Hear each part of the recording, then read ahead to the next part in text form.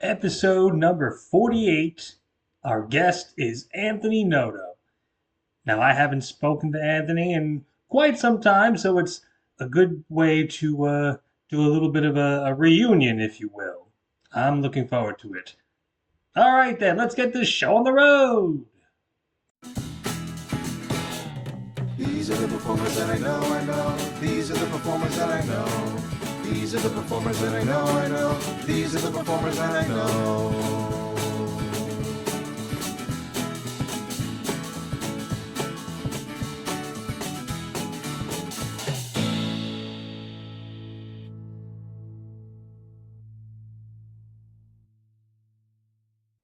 Oh boy, everybody, here we go. It's time for another crazy episode of The Performers I Know. This is episode number 48. That's right, we are ready to go. 48. I like that number. It's a good number. It's 10 years Mm, away from the age that I am now. yes. That voice you just heard is my guest this week, and it's been about a minute since I've talked to this man. Just a minute. This man, he is an actor, a director, a writer. He's done podcasts as well. Oh, And yeah, he is my guest this week. Ladies and gentlemen, please give a warm round of applause to Mr. Anthony Noto. Anthony, welcome to the show. I'm going to give myself an applause.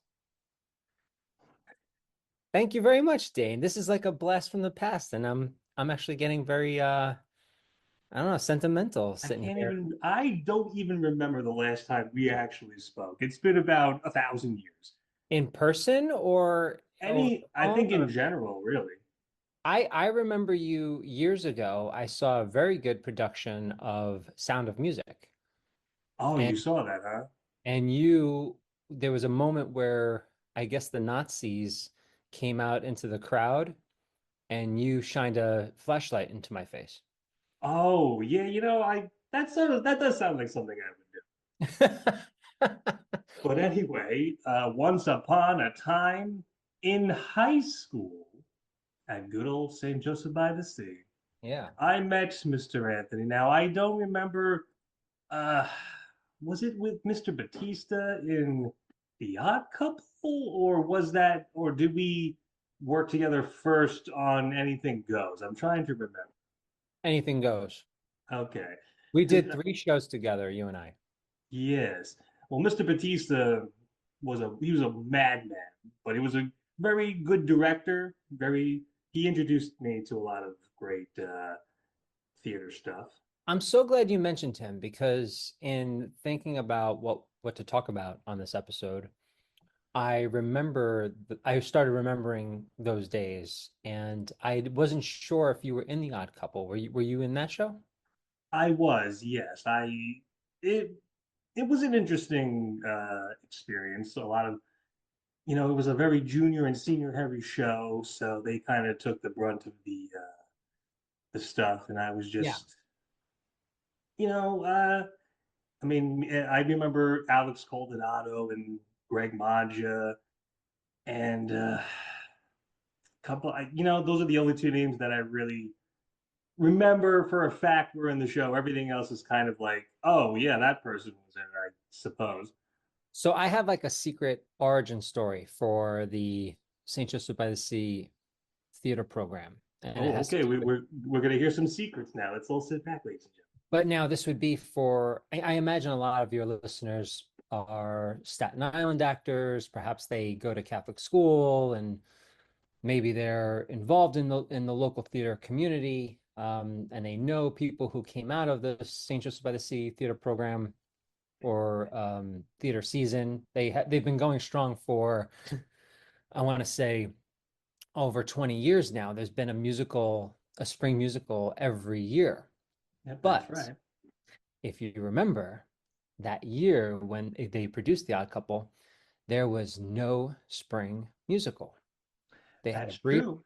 they That's had a true. brief hiatus because the guy who ran it was named Mr. Rella and he had retired right before I came to see. So I'm a year behind you. Hmm. And there was no spring musical for my freshman year, your sophomore year. Instead, Mr. Batista, who was a very loud, bombastic type of guy, Uh, he was a great guy, but yeah, he was a very loud man. But anyway, yeah, go and on. it's so funny. He recently came up in a text message exchange between me and my friend Tom. Tom has just seen Othello on Broadway with Denzel Washington, Hmm. and he texted me. He goes, which of our high school teachers would be, proud of me for going to see this show?" And immediately I said Batista because I learned Othello in his class.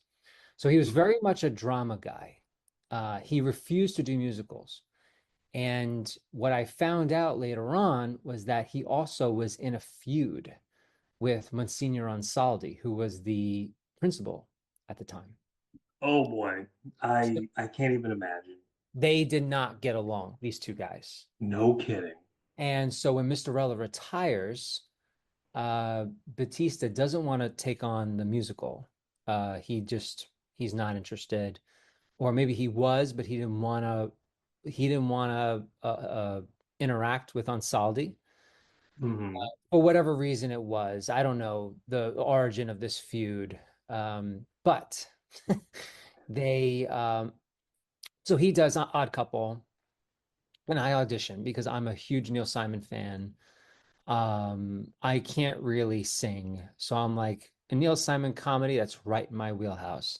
But I'm a freshman, and like you just said, it was very junior and senior heavy show. But also, I'm going to be honest, I whiffed on this audition. I was god awful. Can I let you in on a little secret? Sure. I remember you being at that audition, and I remember thinking just the opposite. I was like, he's gonna get in.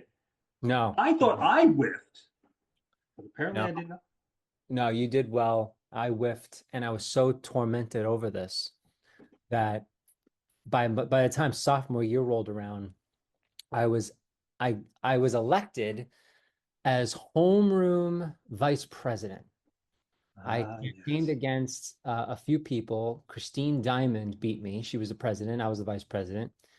And we decided to split up the duties to go and meet up with President John Fiorentino every week. There was a student council meeting. And of course, Christine Diamond, after a couple of weeks, didn't want to go anymore. Hmm. So like by the time I would go every week and I actively campaigned for a musical theater program at St. Joseph by the Sea. And then one day, out of the blue, the folks from I believe it was called the Actors Workshop showed up. You know, are we And talking about the incomparable Solange Bila yeah, we are. and And Gabby Lamb? yes, and Well, one day they show up and they do this presentation for each of the four classes, being like, "Hey, we're gonna do a musical, kids," and it's called Anything Goes. And I left that auditorium thinking, "Holy crap, politics works." well, And then I went back to the student council meeting, and John Fiorentino looked at me. He goes, "Did we do well? Are you happy?" And I said, "Yeah, I'm happy."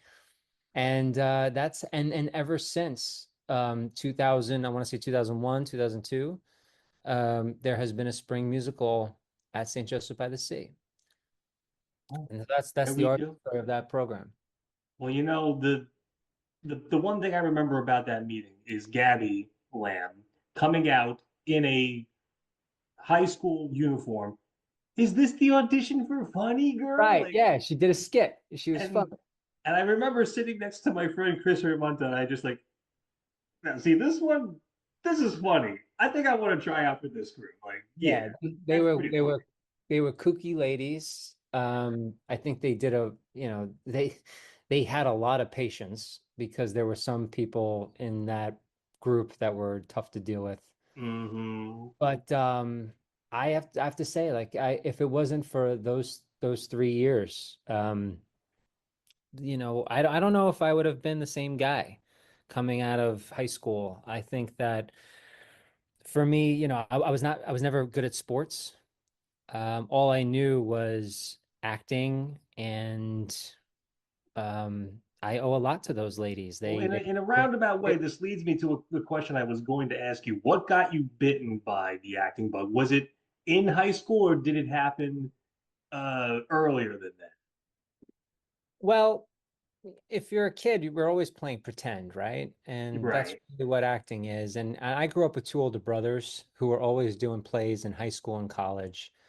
And so I guess, seeing them have such a great time with their friends, uh, that was probably the origin of it. And then there was the other side of it was movies.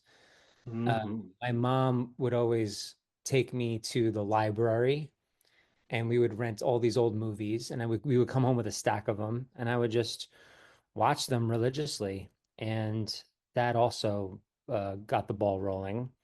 But I also have a vague memory. I kind of anticipated this question. I have a vague memory of being, I want to say like 6 years old, 7 years old, and going to see the Farrell production. Farrell, for those listening, the other rival school to St. Joseph by the Sea. They had a pretty good theater program.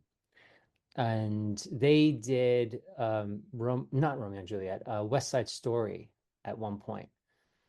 And I have this vague memory of sitting in the crowd when I was like 6 or 7 and watching the ending and just being riveted by like the actress who played Maria when she picks up the gun and she's like pointing it at all the gangsters, the sharks and the jets, and she's like shaking and she's furious at all of them and she's like crying. This kid really like hit it out of the park. And I was like, Hmm. holy cow, like this is amazing. And that might have had something to do with it too.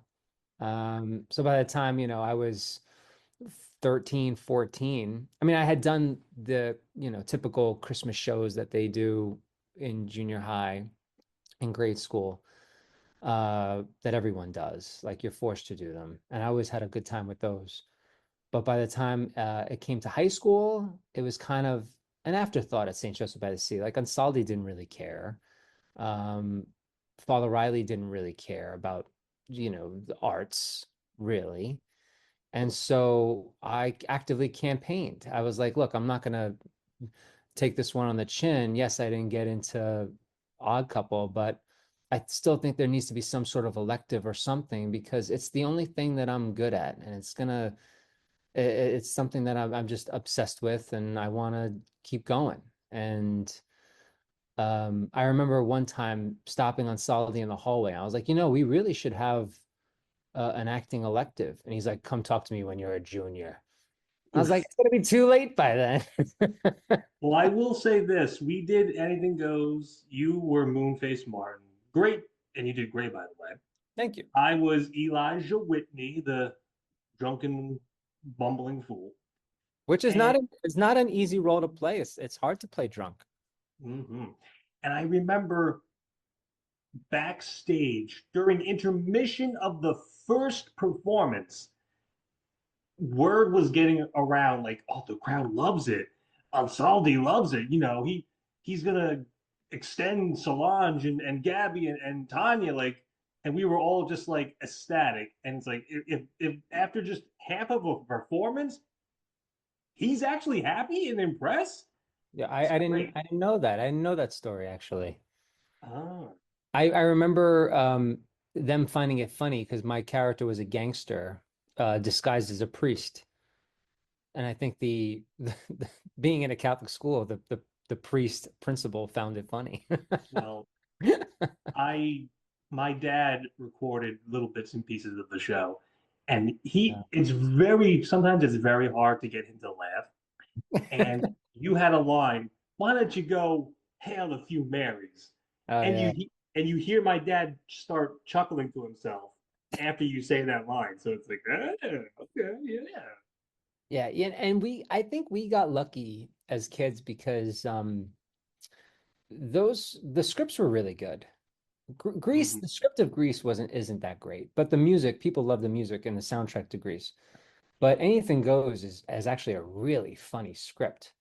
And uh, I know you had graduated by the time we did Crazy for You, but it's kind of like we benefited from really good choices that Solange and Gabby made in picking those plays because if I know you like me we enjoy old type of comedy, like old school comedy. I And mean, to me, sometimes it depends. Like, if it's something like Carousel, it's like, okay, this is incredibly depressing. I want to kill myself. Hey.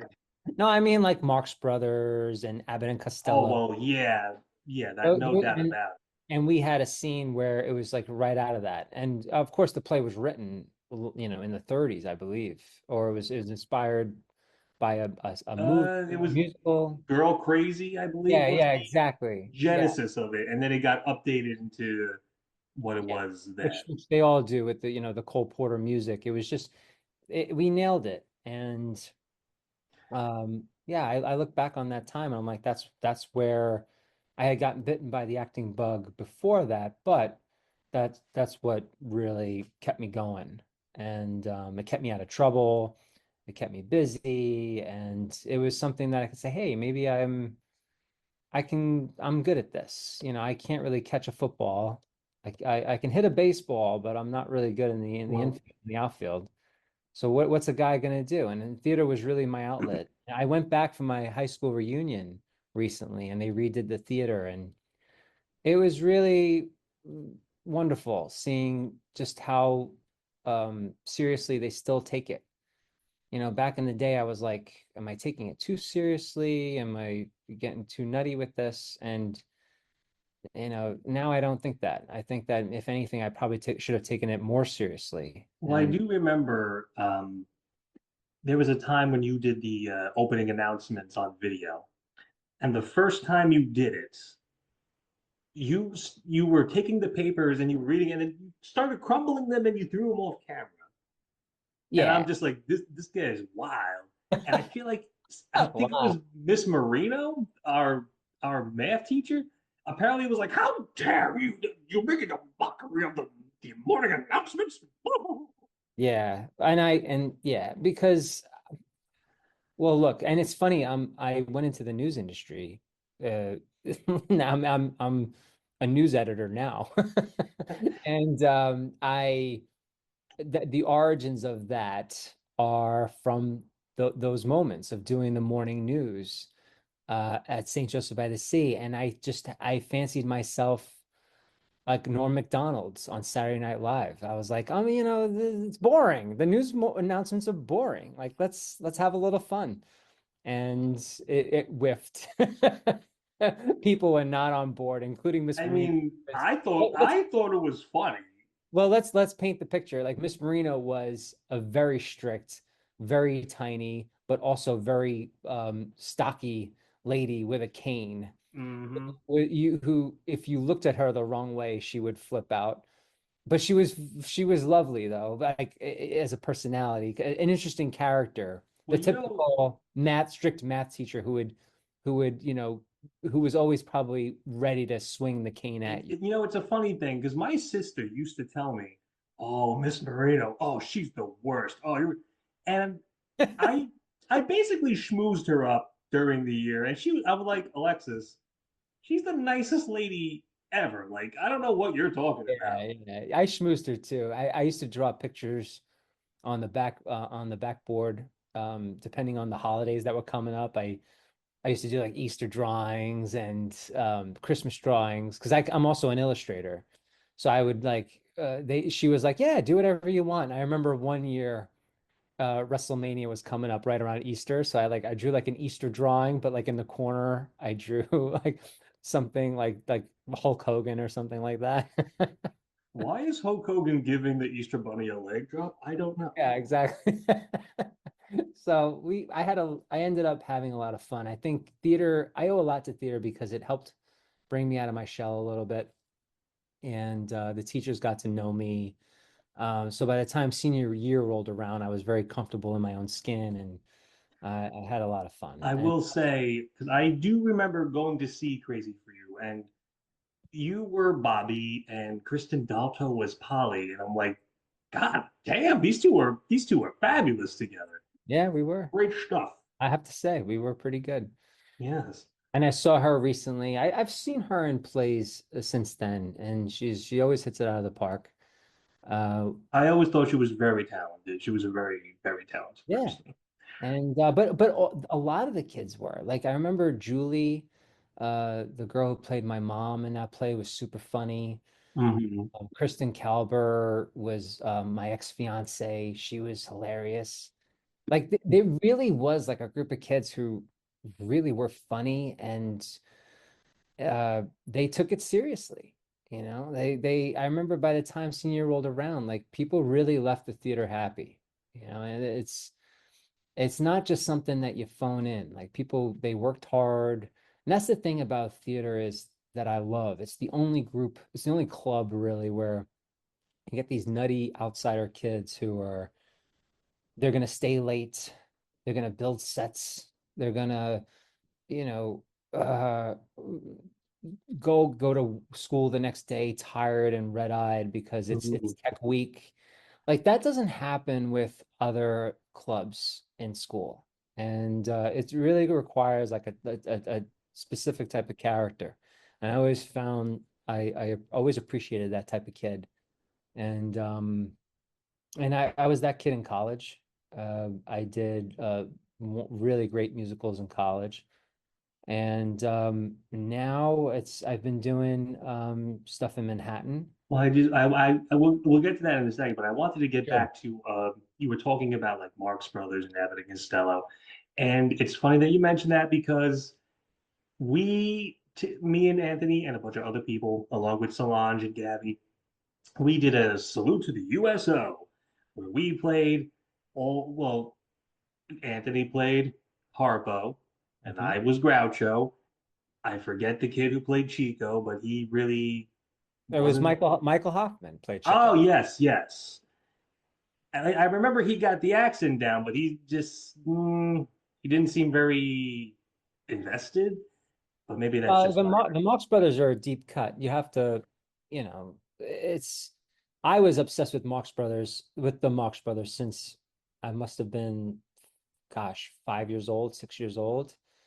And I can tell you the first time I saw Harpo Marx, I was sitting on the floor of my basement, clutching my stomach, laughing so hard I was in pain because I couldn't believe that a a guy could do this stuff. He was like a cartoon character come to life. Well, yeah, And especially with the gookie face that he did.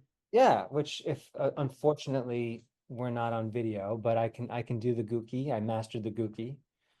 And for Well, I those of you will. who don't know what a Gookie is, Google Gookie and Harpo Marx, and you will see. Hmm. But the one thing that I remember about that USO show was that was around the. I think it was the very same month that my grandmother passed away. Wow. It was within days of the show. And I remember I called Solange. I'm like, Solange, I don't think I'm going to be able to do this. I was so broken up. And I remember Solange going, your grandmother probably would not want you to drop out of the show. Wow. And I'm like, well, I don't know if that's her being like, oh, like kindly grandmother, or I don't have the time to recast your role, Dane. Yeah. I mean, so I, I'm sorry, that's really sad, but I could totally see Solange saying that. like that was on brand for her. So I did the show, but I was just so on autopilot. I was just like, yeah, I'm No, Groucho. How do you do? no, you were fantastic. You were an excellent Groucho. Well, And thank you. you looked like him. You had the mustache and the eyebrows perfect. Well, I do remember Gabby played, was it Liza Minnelli? Not Liza Minnelli, Judy Garland. And she was doing some kind of she was introducing a song she was going to sing. And she goes, yeah, I'm about to sing a song. It's from one of my movies. And I walked up behind her and I went, yeah, a bad one. And she gave me this death glare and she was just like, buzz off. And that was definitely not in character. I'm like, oh, I better not mess with her song. She might beat me about the face, neck, and head. No, So, they wrote a pretty that was an original play too. They wrote it. yes, that is. I do remember that they had wrote it, but yes. So Anthony has kind of moved into um, a little bit of more directing and writing? Because I'm seeing here in my notes something called The Last Pookie Dance. Yeah. And I'm like, huh. It was by Kalen Stout? Yes. Okay. And you Yeah. directed it. And I'm looking at this like, the last, I have to know what the hell is the last Pookie Dance? Could you please explain that? Sure. Yeah. It was actually an amazing opportunity because I moved to the Upper West Side of Manhattan, and there's a theater like 1 block away.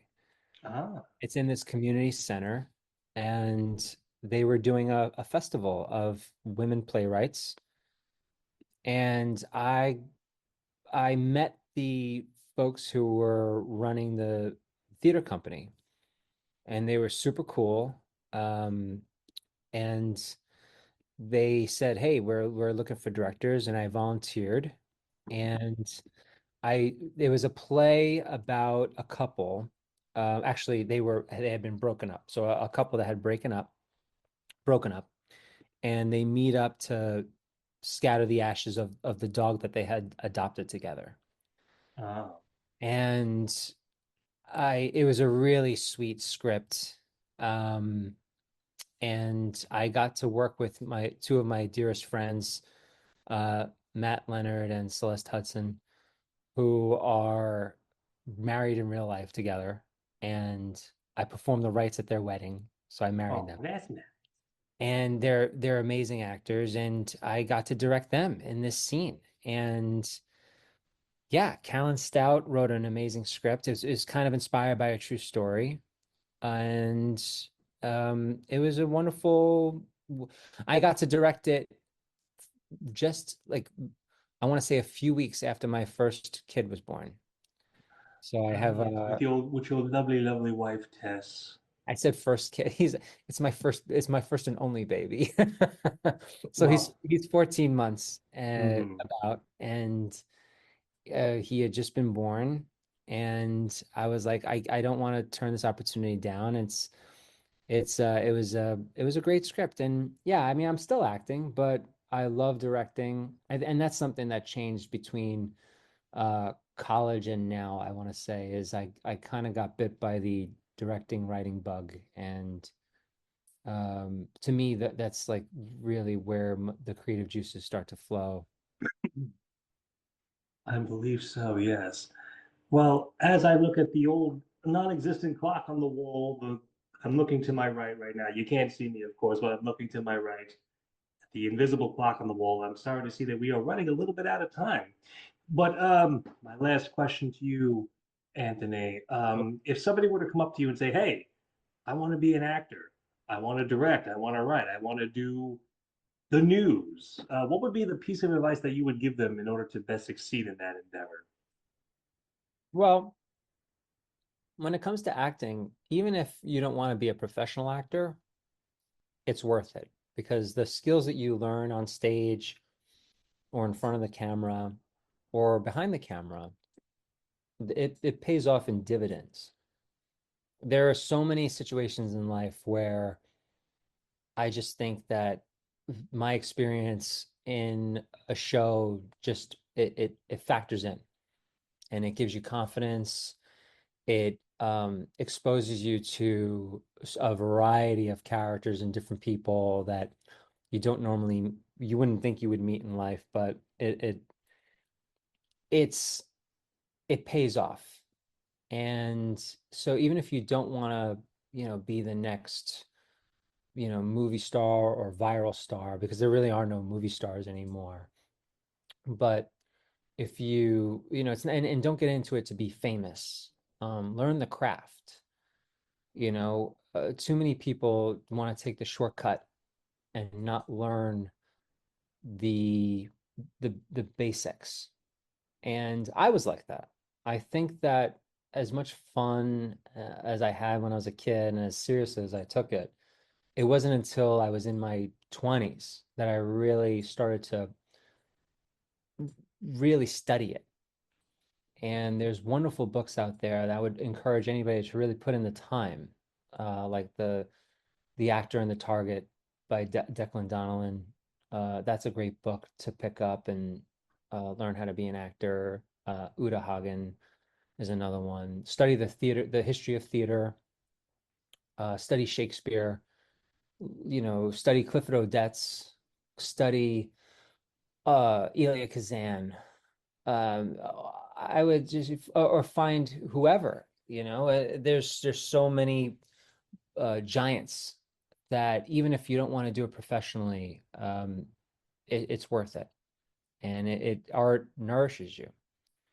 And who knows? I mean, and also writing, you might be able to cope with hardships in your life by writing maybe a short play or a poem. And the more you hang out with that community, the more you can put things to paper and get things up on their feet.